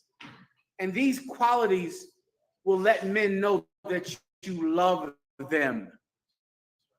And a man knowing that you love them can chase hatred out of his mind because he knows that you love him. Keep reading. God, verse 5, turn not away thine eyes from the needy. Keep going. Say you more, sir. Please. God, and give him none occasion to curse thee. Don't give him an occasion to curse you. When you are cruel to poor people, cruel to brothers that don't have a job, cruel to them, then they have a reason to curse you. Some of them is going to light your dumb ass up at the church speaking. They're going to shoot the sexy Jesus. They're going to shoot your men. They're going to shoot everybody because you've given them an occasion to curse you, to hurt you, to harm you. Keep going. God, verse 6, for if he curse thee in the bitterness of his soul, his prayer shall be heard of him that made him. Let me tell you something, purple people, purple pigs. When a poor man curses you in the bitterness of his soul, God hears his prayers. Who else will? Not the Supreme Court, not the police, not his baby mama, not his own children. God hears the prayer of the poor and the afflicted, and he might decide that you should get your ass lit up at your church speaking. 1 second, I got to keep going for time's sake. I know you got something heavy to say. No, go ahead and say it, Buffalo. Go ahead. It's like it, sir. And you know what? Mm-hmm. When the men above me was out street teaching, exposing the purple gay men, you know what they said? Hurtful. They said if you want to find Joy Morgan, go pick her up. That's hurtful. They told it themselves, sir. It's like it. Give man. Give man. I'm glad I didn't stop you from saying that because what he said is true. They went in Kansas City. They said, if you love Joy Morgan so much, go dig her up. That was cruel and harmful. Well, someone else felt cruelty as well. And they shot their ass to clean up. Look at this right here. Now look at UPK Hawk.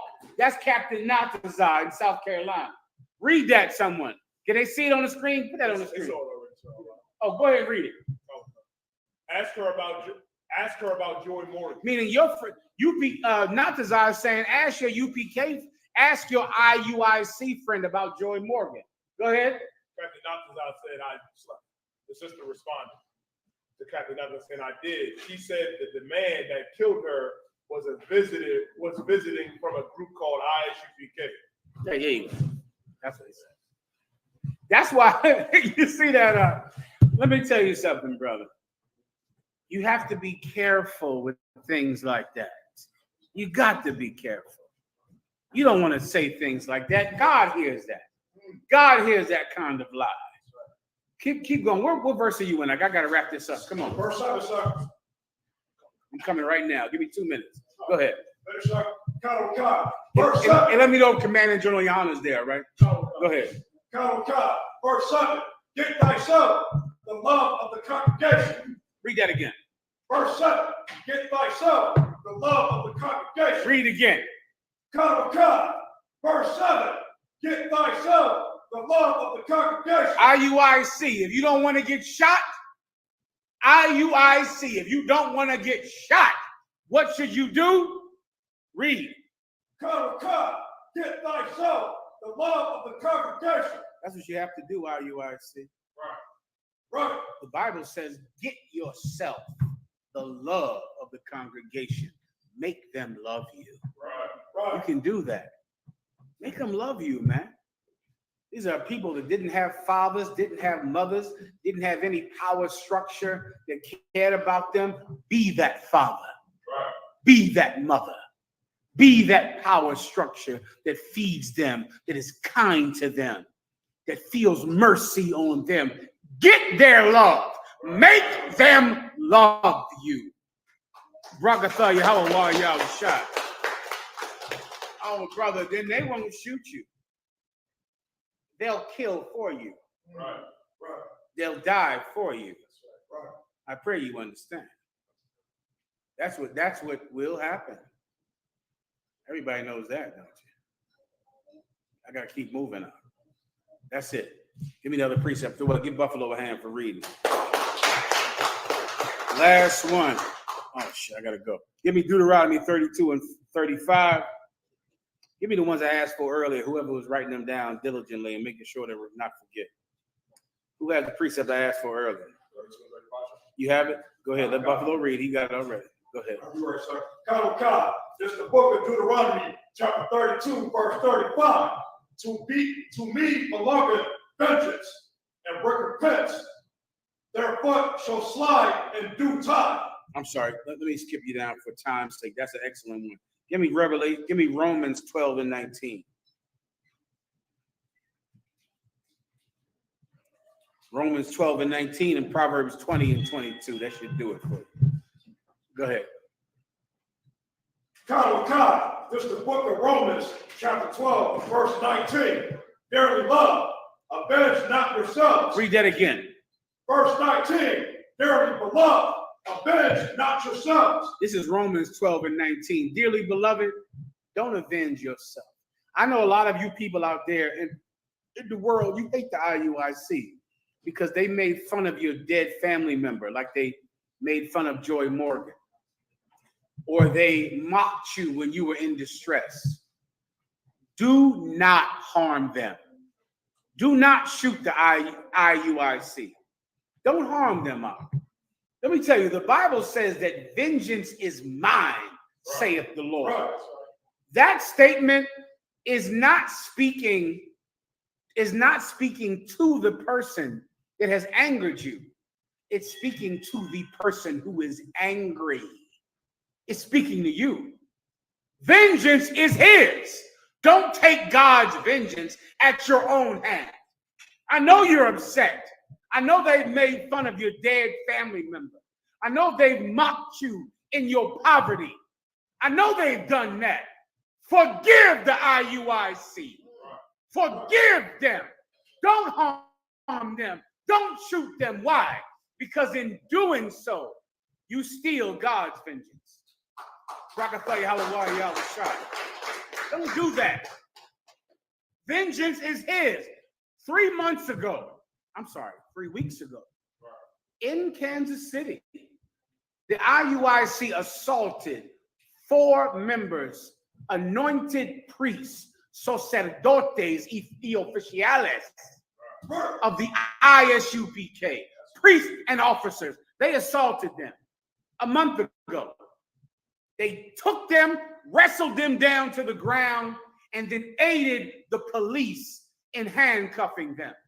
Everyone called us and told us to retaliate. Everyone. Everyone said we should go and harm them. And of course, our men love us, and they would kill for us. Commanding General Yohana has only kept me out of jail because I would gladly kill someone for Commanding General Yohana. I would do it if he asked for it. In his love, he has never asked for it. And that's the only reason I haven't done it. Everyone understands? Well, after the Kansas City 4 were assaulted by the IUIC, everyone said we should attack them. We should go harm them. Commanding General Yohana said, vengeance is mine, saith the Lord. And we did nothing. We didn't harm them. We didn't come down to their churches and attack them. We did nothing. Lo and behold, they got shot 2 weeks later. Vengeance belongs to the Lord, our That's King. right. Right. It belongs to him. I'm not talking to the brother who angers people. I'm talking to the man who is angry. Do not shoot the IUIC. Don't harm them. Don't shoot them. Let God stand for you. That's right. Right. That's what Commanding General Yohana did. That's what the KC-4 did. The IUIC got shot in Kansas City 3 days ago. They got shot. There's an $11,000 reward out for the arrest. The ISUPK has been feeding the poor this entire time, Right. teaching on the street, helping pregnant women, helping the homeless, because we know we don't harm people that harm us. We don't do that. We defend the fatherless and we help the sick, and God judges our enemies. Keep reading. God will God, but rather give place unto wrath. Rather give place. I know the IUIC makes you angry. They're evil. They're evil men. They are so evil. Brothers in the UPK thought they faked this whole shooting. That's what they thought, because that's how evil they are. They said, go dig up Joy Morgan if you love her. I can only imagine what they've been doing in Kansas City, in the UK, in Philadelphia, in New York, in Brooklyn.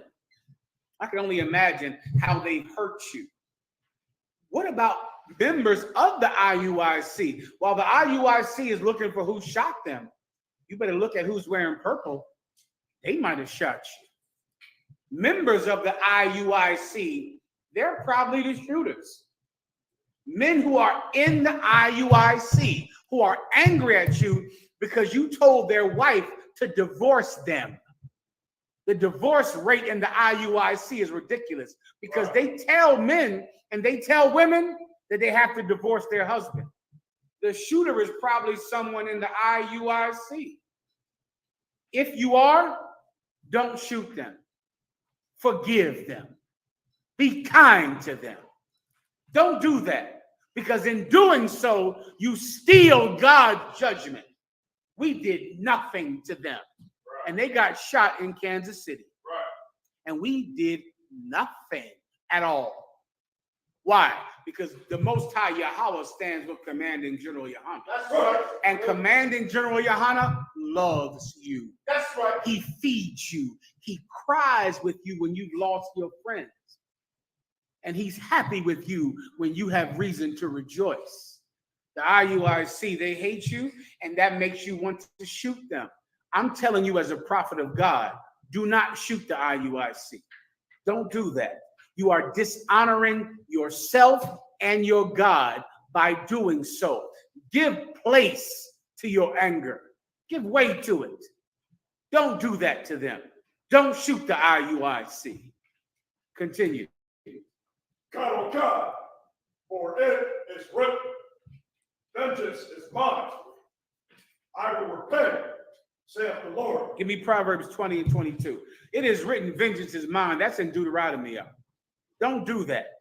I know you're upset with the IUIC. They might have told your wife to leave you. They might have dishonored you because you lost your job. They might have treated you like a bum because you didn't have enough money. Don't shoot them. Don't do that. The Lord God said, if thy right eye offend thee, pluck it out. For it is better that one member burn and the body perish not. If you're in the IUIC and you hate them and you have a plan to shoot them, just stop going around them. Don't go around them. Pluck it out. Get rid of them. Don't be around them anymore. Because in doing so, they're making you angry because they broke up your family, which is what the IUIC does. Break up families. Do not shoot them. I'm giving you an order not to shoot them. Don't do that. Just forget them, Mark. Leave them alone. And let God work for the innocent. Read. Proverbs 20, 22, sir. Please. God, oh God, this is the book of Proverbs, chapter 20, verse 22. Say not thou, I will recompense, Don't say not thou, I will recompense evil. Don't say, well, the IUIC broke up my family. The IUIC mocked me when 9 people got shot in Buffalo. The IUIC mocked me when my daughter got killed in England. Don't do that. Don't say, I'm going to shoot them. I'm going to kill them. I'm going to shoot them in Kansas City. Don't do that. Don't say, I will repay them. You don't repay anybody. Someone harms you, the Most High God allows you to defend yourself. So if someone is currently hitting you, you can harm them. If someone breaks into your home, you can harm them. If you're defending your family or another person, you can harm them. But you cannot go to someone after you are out of danger and harm them. You can't do that. If you're shooting the IUIC, you're wrong. Don't do that. You're wrong for doing that. Forgive them. They offended you. They made your wife leave you. They mocked your dead cousin. They mocked you when 9 people got killed in Buffalo. Forgive them. Because in doing so, who can blow my mind? In forgiving them, in doing so, you heap hot coals upon their head. That's in the Bible. Someone pulled that. That's my last precept. IUIC, I'm trying to save your purple life. I'm trying to save your stupid purple life. I'm telling the men who want to kill you not to do it. Don't do it. Vengeance is mine, saith the Lord. You assaulted the Kansas City 4.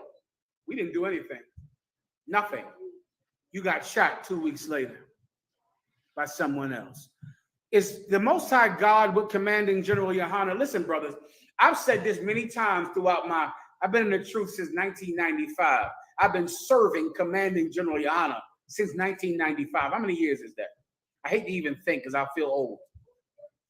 28. What? 28. You joking? Are you sure about that? Oh, God. 28 years I've been serving Commanding General Yohana. And I'm going to tell you, like I told so many Israelites, fake Israelite group, so many Christians, so many drug dealers, so many Muslims, effing with Commanding General Yohana is like Vegas. It's a gamble. Do you understand? It's a gamble, fuck messing with him.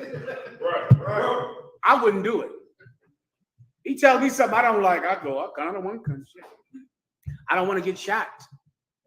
You understand? You shouldn't play with him because he will pray for you every day and do nothing to you. And God will rain death on you for him. And that's what happened with the IUIC.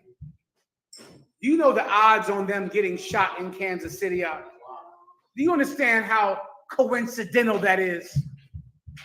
That's amazing. And I don't want them to get shot. I don't want them to die. I want them to live until the day that they repent. And to do so, I have to teach you brothers who hate them. Forgive them. Forgive them. Read. God. But wait on the Lord. Do what? But wait on the Lord. They assaulted the UPK. How long was it ago? A month. That's all we waited. 1 month. 1 month.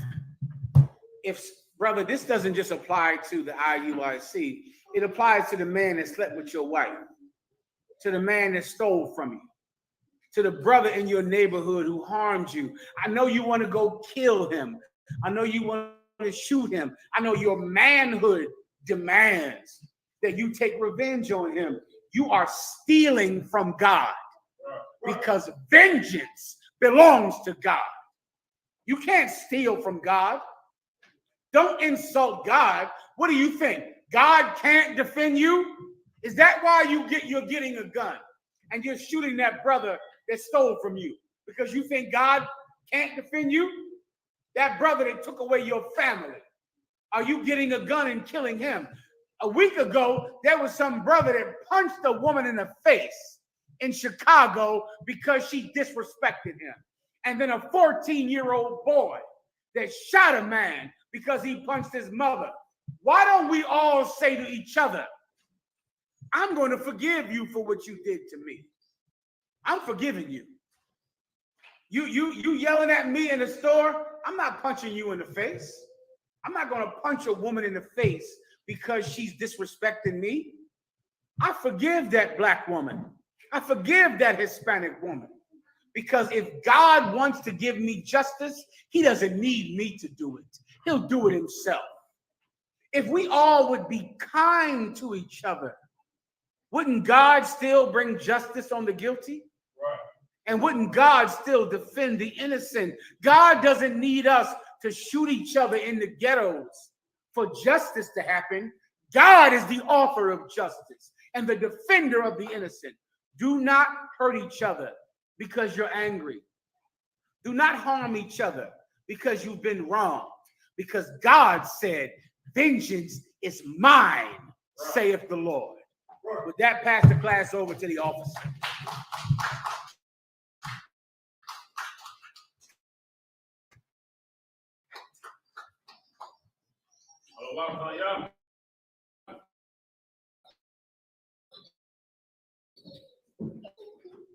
Rock.